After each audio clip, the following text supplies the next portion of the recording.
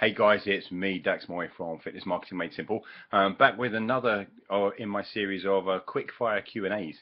And this question is from Christine Wilborn, and she's asked about getting more engagement from your audience on Facebook. She says she hasn't cracked the code yet. What should you do? In some ways, it's a bit of a tricky one. In other ways, it's a really obvious and straightforward thing, right? To be honest, it's pretty simple. It doesn't mean it's easy, but it's actually very, very simple. The simple part of audience engagement on Facebook or on any form of social media really is, one, making yourself obviously the go-to person in your field. Okay, as in have something different about you, have something interesting to say, have something that's a bit more than a general G up kind of session. You know, your hey guys, did well at boot camp tonight, fantastic, or that kind of thing, right? It's people don't have the time really for engaging in a lot of that stuff. And interestingly, a lot of people who are posting like that, they'll find that they'll get one or two likes and they'll get a couple of comments, but it's nearly always the same people and there's nobody new getting involved.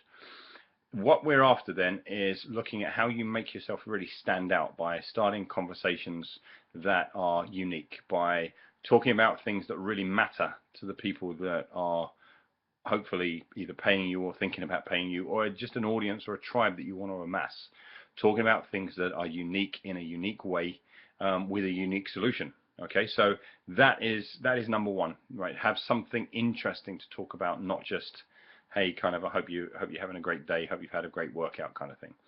Next, this is a really good example in terms of having a major impact upon the people that you communicate with online, and it's quite simply doing Q&As. Okay, doing Q&As, like ask people what they want to know. I always kind of say what's your your itchingest, burningest, swellingest, kind of scratchiest problem that you really want to get solved. I use that kind of terminology because you got that itch, you really want it scratched, right? Kind of you want to do something about it right now. What is it that people want to know the answer to?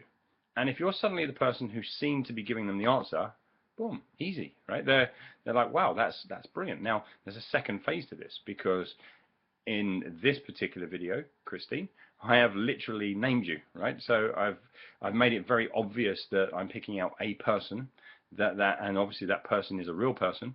Once I upload this video back into YouTube, once I upload it into Facebook or onto my blog, I'm going to be naming you, tagging you in it, and suddenly you're very much aware that Dax Moy answers personal questions when he can, right? So wow, that starts to train your tribe to become interactive with you. Hopefully that makes sense, right? So you want to train your tribe, ask them questions and answer the questions specifically where you can, as opposed to just generally like, hey, here's a good way to do this. So obviously during this video, I'm making material useful for everyone that's watching, hopefully, but I'm targeting it specifically at Christine.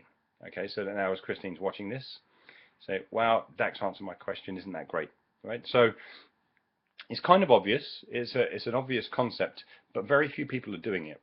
First off, very few people are actually doing Q&As, which is shameful, right?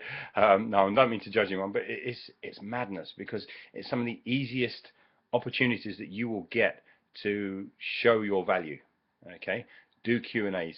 Once you do the Q&As, answer the Q&As as personally as you possibly can, so that people are being trained to ask you more.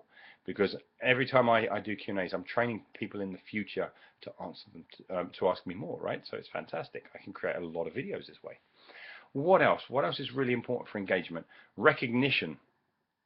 Okay, recognition of the person that's asked the question, obviously. I just kind of brought that up, but recognition of the importance of the issue and how it may actually be of use to a lot of people. So yes, target down and make your communications as specific as you possibly can, whilst at the same time recognizing that there are going to be lots and lots of people out there also asking very similar questions. So don't make it so specific that, if I started talking specifically about Alida Fitness and talking to Christine about her exact business and it was to the exclusion of everybody else, then it would be pointless for most other people. But as I'm giving information to Christine, I can actually also give fantastic information that recognizes other people want it to, right? I'm kind of rambling a bit there. I kind of went around a bit of a circle, but you see what I mean, right? So there's a handful of things that you can do almost immediately to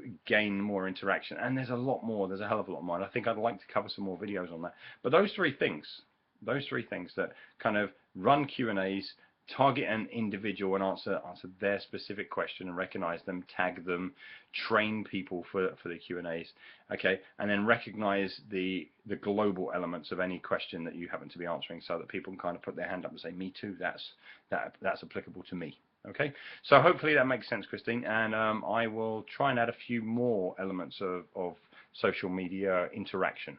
Okay, I'll try and create a few more videos over the coming week, and hopefully that will help you out. So I hope that's useful. If you've got any further questions, comments, points, fire away. Take care.